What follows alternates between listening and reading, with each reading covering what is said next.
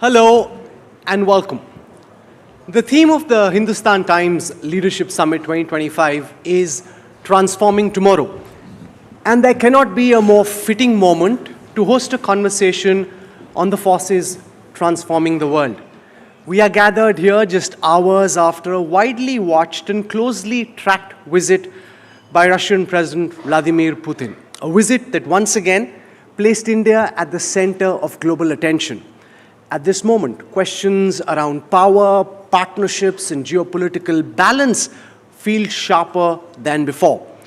And to help us understand what transpired in those closed rooms, what signals India intended to send, and how New Delhi is reading the shifting currents of global politics from Moscow to Washington, from the Indo-Pacific to our own neighborhood, we have with us the person steering India's foreign policy through these complex and competing pressures.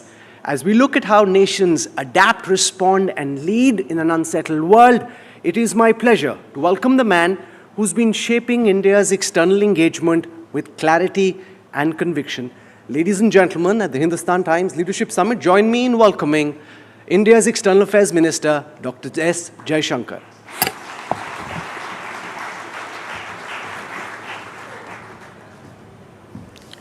Dr. Jaishankar, welcome. Good morning. You just saw Vladimir Putin off. The entire world was tracking what's going on between Delhi and Moscow. To those watching in Europe, to those watching in DC, what was the message the Modi government was sending? First of all, Rahul, let me say what a pleasure it is to be at the HT Summit. Of course, it's it's particularly tough when you're featured after Hugh Grant. But fortunately, foreign policy is more exciting than any movie currently.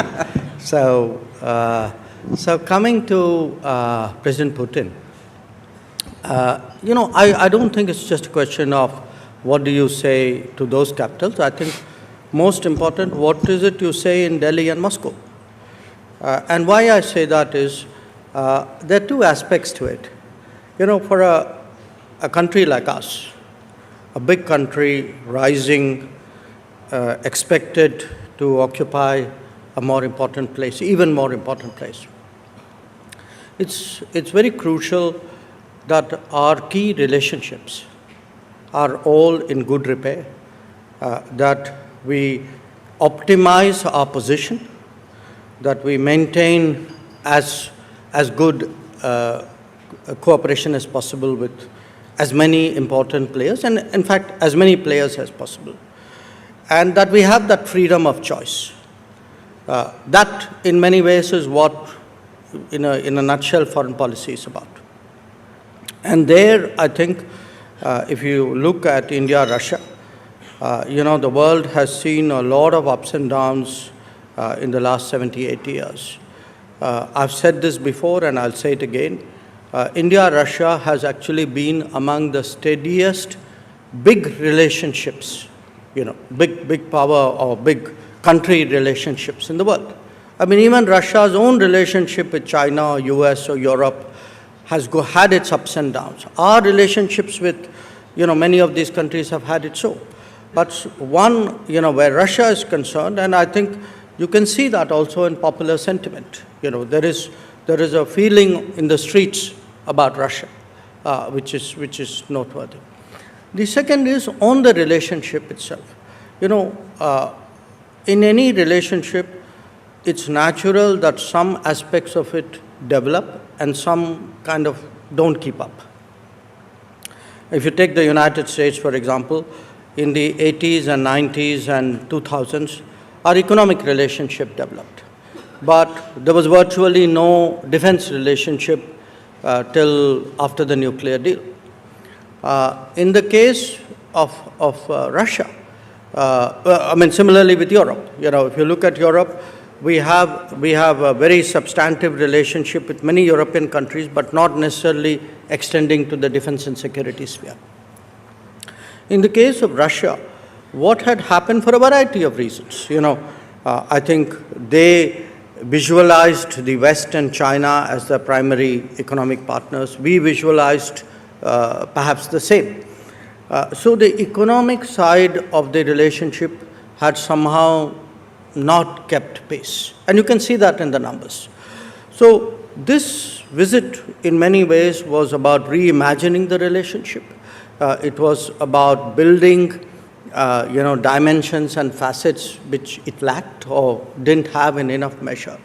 So if I were to pick 2 or 3 big takeaways, I mean, for me, the mobility agreement, where Indians would now much more seamlessly find work opportunities in Russia was one big outcome. An understanding on a joint venture on fertilizers. You know, we are the world's second biggest fertilizer importer after Brazil, and it's a huge, it's a recurring issue that we have. And also because the fertilizer sources have been very unstable. They've turned on and turned off the tap. So we had an agreement to create an important, substantial joint venture on fertilizer. In a way, you can say it's food security. And overall, there was a considerable focus on how to bring up the relationship. And actually, President Putin came with a very large business delegation, literally numbering multiple hundreds. So that made it a very different visit. So you're saying that the focus this time was more on the economic relationship between India and Russia. Defense cooperation and ties have been the central fulcrum of India-Russia ties for a very long time. There was no public conversation about more S-400s being purchased or S-500 being purchased or even the Su-57. Given the fact that China now plays an important role in the supply chains of Russian defense armaments, Dr. Jaishankar, would India be willing to consider buying, say, the Su-57 from Moscow? And how much at the back of your head would be playing the fact that some of the critical tech inside could actually be coming from China? I would have been surprised if you didn't ask me that question. So the answer is that yes, there was what we call the Intergovernmental Commission, the Military Technical Cooperation side of it meeting. From our side, Raksha Mantri Rajnath Singh Ji was the chair, their defense ministers, the Russian co-chair. They had the meetings. But I'm telling you, what the summit itself did. Of course, we have good defense cooperation. Again, it's been a very continuous dimension of our cooperation with Russia. But where specifics are concerned, that's for the various systems to work out and do in their own way. You dodged my question, which is fine. You're trying to further India-Russia ties at a time when the United States would have ideally wanted greater strategic alignment, which now seems very, very difficult. But do you think, given that you're in the final stages, or at least attempting to push through the first tranche of an India-US trade deal, President Putin's very public visit to India complicates negotiations with DC? No, I disagree with you. I think everybody knows that India has relations with all the major countries of the world. And I think for any country to expect to have a veto or a say in how we develop our relations with others is not a reasonable proposition. Because remember, the others can expect the same. So I think we've always made it very clear that we have multiple relationships. We have a freedom of choice. We talk about what is called strategic autonomy. And that continues. And I cannot imagine why anybody would have reason to expect the contrary. Outside of just the joint statement, what was your impression of the mind, given the fact that when President Putin went into Ukraine, so much was said in the Western press about whether he's in control, whether he's fully in charge. You were at the state dinner, and when I saw at Rashtrapati Bhavan last evening, the man has a huge commanding presence. Right at the end, Prime Minister Modi and he went into a corner. They had this one-on-one going on for several minutes. What was your impression of a man, given the perception that the Western press tried to create about a man who was isolated, cut away from others and not fully in control of his own system? Well, look, if I wanted a reading about President Putin, I'm not sure I'd go to the Western press for an objective assessment. Sure. You want to leave it there? Well, I think that's an answer, isn't it? Okay. No, so let's build on this further by asking you for a reading of what do you think is happening with American President Donald Trump at the moment.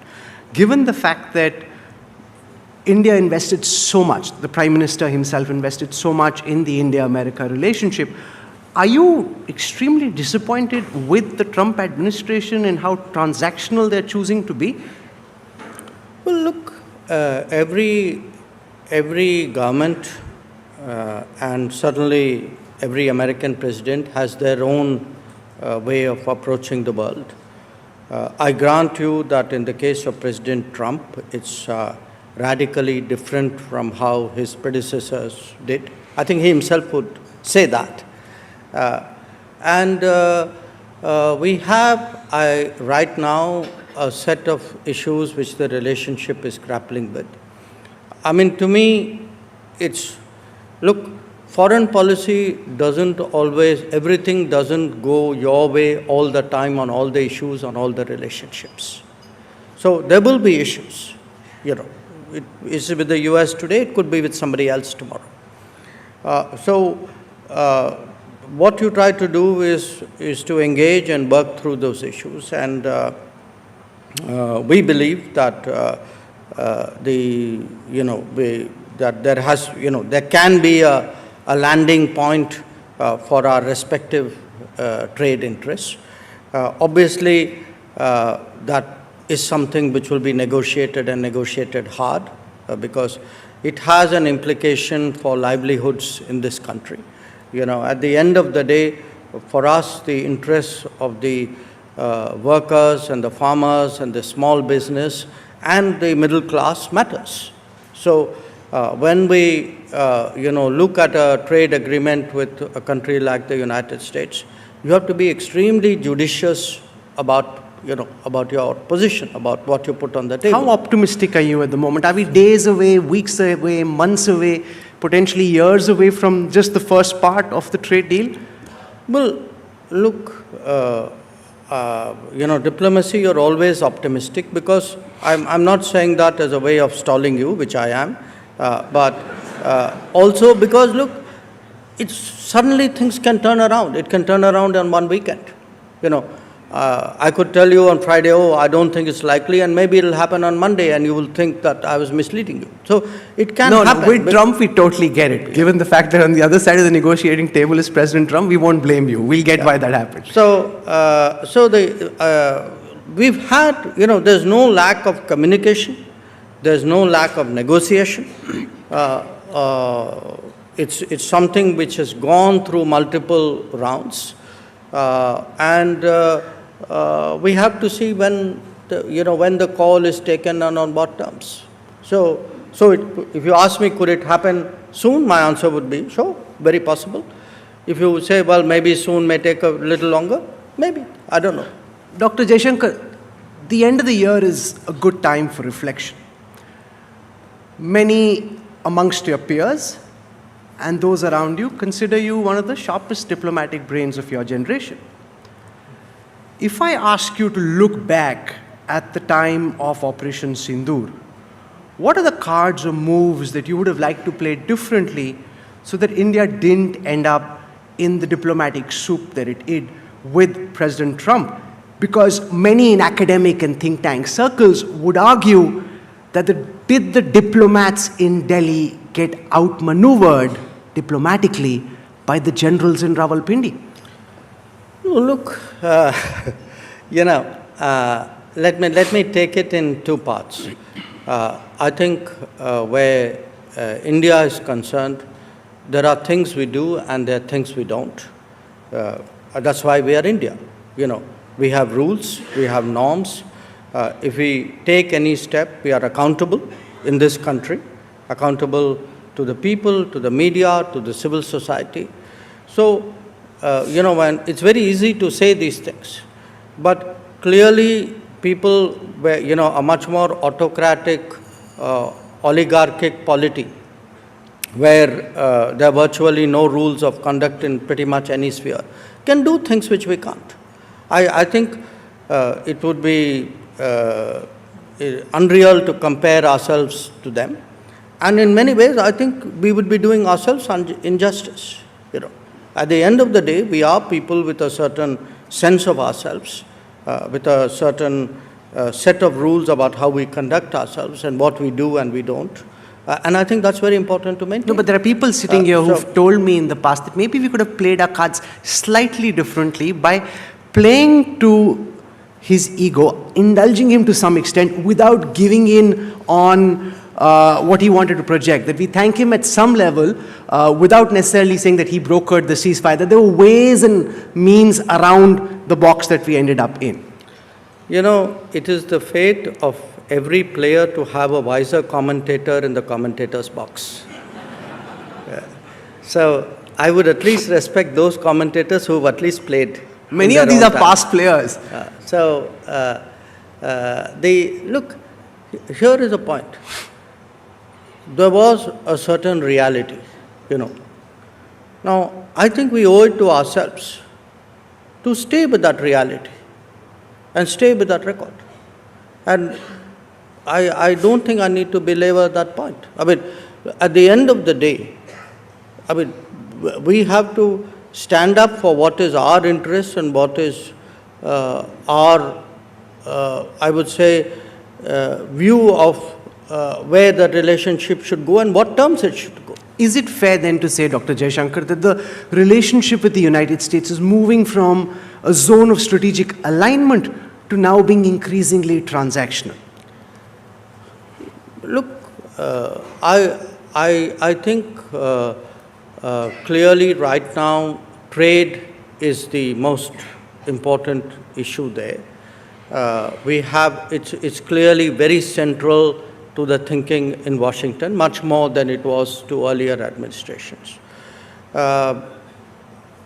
It is something which we have recognized and we are prepared to meet, but we are prepared to meet it on reasonable terms. For those of you who think that diplomacy is about pleasing somebody else, I'm sorry, that's not my view of diplomacy. To me, it is about defending our national interests. It is about saying what are things which my country and my people believe in. I'm not going to give a version out there which does a disservice to my armed forces and my people. Please understand that. What's your reading of the state of play with China at this time, given the fact that there have been now meetings at the highest level?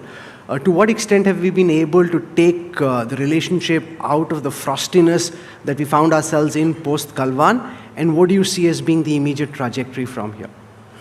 Well, look, after October 24, which was when the Kazan meeting happened between Prime Minister and President Xi, we reached an understanding on the last set of friction points at that time. And since then, it's now been a little more than a year. I think by and large, the border areas have remained stable. Patrolling patterns have mostly resumed and are taking place smoothly. So the key point which we made, that peace and tranquility in the border areas is a prerequisite for good relations, is being maintained and is being built upon. But it's not like that was the only issue in the relationship. There were many other issues, some of which predated Galwan. There are issues about trade. There are issues about investment. There are issues about competition, about subsidies, about fairness, about transparency. These are real issues as well. So I think we are trying to work our way through some of it. Some of it is easier, some of it is harder. For example, air connections, direct air connections had stopped. Now, it, by the way, didn't stop because of Galwan. It stopped because of COVID. But it so happened after Galwan, we didn't restore that. So that one was something we could do. So there would be other parts of it which would be a little bit more complicated. Some will happen, some won't. Are you willing to now consider settling parts of the border dispute which are easier to settle, or is India's position still that you need to settle the entire gamut of border No, issues? I think, you are now wading into a degree of, I would say, granularity and specificity on Which the is border very important. negotiation. Because it is important, I'm not going to tell you. So, He's thought through my questions, he's thought through his answers, he knows what to leave. This is almost like net practice rather than, you know exactly what to weave your way around. What's your reading of the extreme concentration of power that we're seeing in Islamabad under the new Chief of Defense Forces? And is that to India's advantage or disadvantage that you've got now Asim Munir so deeply entrenched in power? look, reflect on, the last 80 years of Pakistan, which has paralleled our own independence era. For the bulk of it, in one way or the other, the military has either been overtly, covertly, in a hybrid manner. Essentially, it's been in command. In some cases, it's more visible and naked in a way. In some cases, it is less so. But what is the important point there is, when we hear people comment on our policies, I reflect sometimes. I have two neighbors, one to the east and one to the west, and the one to the east also has had for a substantial time of the same period, post-47, the military in command. But the military to the east is treated very differently. The military regime to the east is treated very differently from the military regime to the west. So what does it tell you? It tells you at the end of the day that much of the world actually, for all the homilies that you get, really, in reality, when it suits them, they can, turn facts around, upside down and do what they have to do. So in another context, you use the word transactional. In many ways, the world has always been transactional. That there are good terrorists and bad terrorists, there are good military rulers and apparently not so good ones. So I think for us, the reality of the Pakistani army has always been, and much of our problems actually emanate from there. When you look at the terrorism, when you look at the training camps, when you look at the sort of a policy of a kind of, I would say almost ideological hostility towards India, where does that come from? It comes from the army. Since diplomacy is so much about optionality, given our attacks after Uri and now Pahalgam, are we diplomatically boxed into a corner where General Asim Munir can, whenever he chooses, trigger a terror attack at some part in India, and you've already de facto announced to the world or signaled to the world your intent that you will strike back somewhere or the other? No, look, I think, I'm not sure where you get your admiration for him from. I have no admiration for him. I'm quite disgusted by some of what he's done. I can only say that, look, at the end of the day, look at the state of Pakistan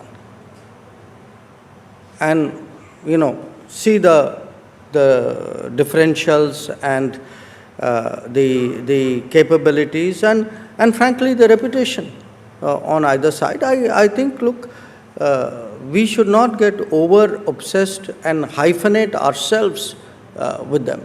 Yes, there is a challenge, there are issues there, we'll deal with it.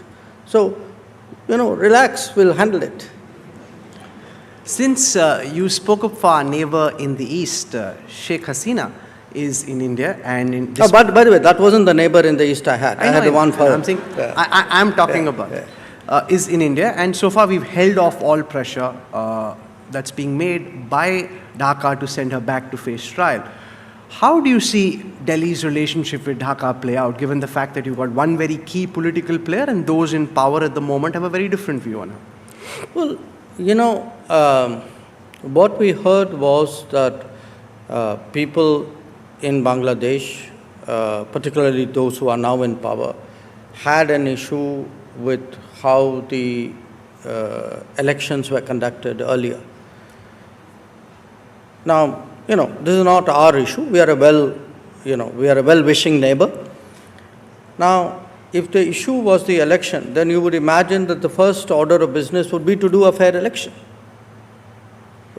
which has, hopefully something would, election would happen soon. It's their business. But at the end of the day, if the entire issue was about fair elections, then it makes sense that the elections are held. So as far as we are concerned, we wish Bangladesh well. We think as a democratic country, any democratic country likes to see the will of the people ascertained through a democratic process. And, I'm quite confident that whatever comes out of the democratic process would have a balanced and mature view about the relationship, and hopefully things would improve. And Sheikh Hasina is welcome to stay for as long as she wants? Well, that's a different issue, isn't it? I mean, she came here in a certain circumstance, and I think that circumstance clearly is a factor in what happens to her. But again, that is something in which she has to make up her mind. Since you're so fond of cricket, those sitting here at the Leadership Summit have seen Dr. Jaishankar bat on different kinds of pitches over the years. And when it's a flat pitch, his batting is more aggressive. And now when the pitch is trickier, it's good that you're more circumspect and allowing a lot of balls to go through. The theme of the program this year is transforming tomorrow from the lens of diplomacy and foreign affairs. What is the transformation that you're seeking, not just next year, but in time moving forward? And what does transforming tomorrow mean to you, Dr. Jaishankar? Obviously transforming tomorrow can have a variety of meanings to each person in their own profession or their calling. Or as an Indian, I can think of what tomorrow would mean for India. So if I were to put it all together, I mean, clearly all of us would like to see tomorrow an India which would be economically much stronger, which would technologically be much more so. And I feel, people don't always make that correlation as strongly as they do, which would, build up its manufacturing. That too is a conviction I hold very deeply, that, we should be an industrial power. But from my particular perspective, tomorrow where we are actually able to navigate what I foresee as almost a generation of uncertainty. After all, look at it this way. Many of the assumptions that we held just a few years ago, perhaps the key assumptions are all a question mark. We had an assumption that globalization is here to stay. It is, in a manner of speaking, but it is under severe challenge in many ways. We had an assumption that the United States will always be a stabilizer of the international system. I think that's a very questionable assumption now. We had an assumption, for example, that West Asia, the Middle East, those problems will never change, the landscape will never change. It has undergone a radical change. We had an assumption that technology would be a great unifier. Technology could actually end up as a great fragmenter. So when you look at many of these issues, I think there are really so many uncertainties out there. The best way of dealing with tomorrow, I would say, is capability, capability, and capability.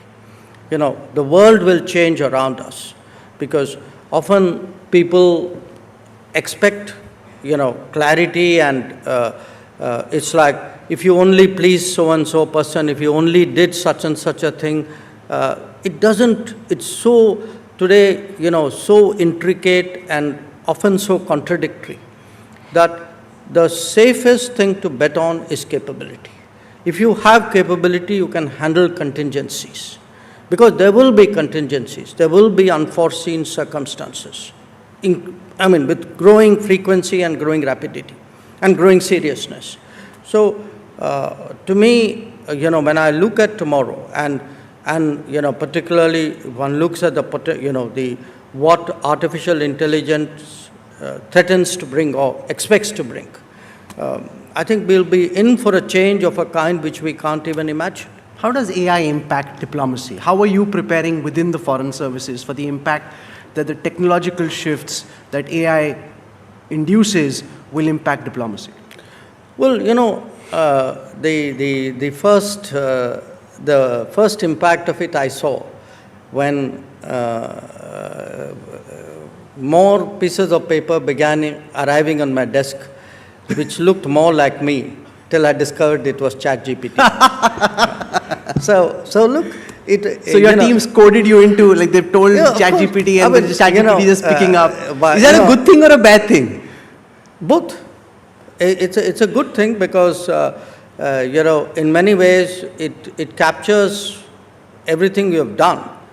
The problem is it doesn't capture what you intend to do, which may be radically different from what your past record is. So it's a projection. It's not always a prognostication. In fact, since you refer to ChatGPT, when I put in some of the questions, it also told me what your likely responses are. Okay. So there's that. What's your number one resolution for next year, 2026? And does it feature a certain DJT? Does it feature a Donald Trump? Donald Jr. Trump. Does it feature Donald Trump? I'm saying, what's your number one resolution for next year? That's the first time I've stumped you since we started. No. I was just going to say it isn't 6 weeks. The famous saying 6 weeks is a long time.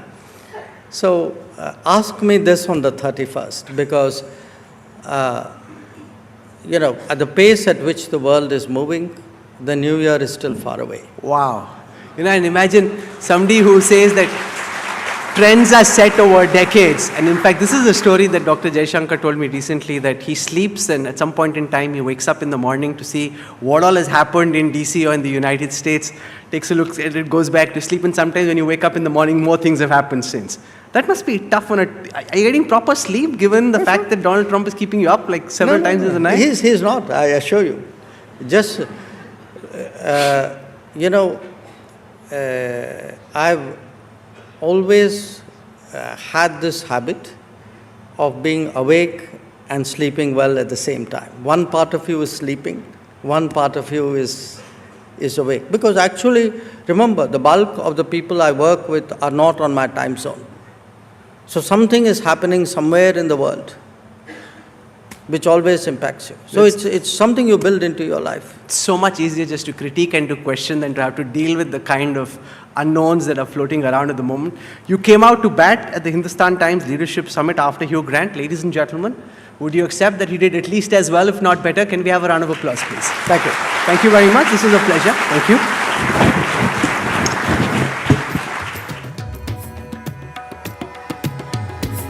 Ladies and gentlemen,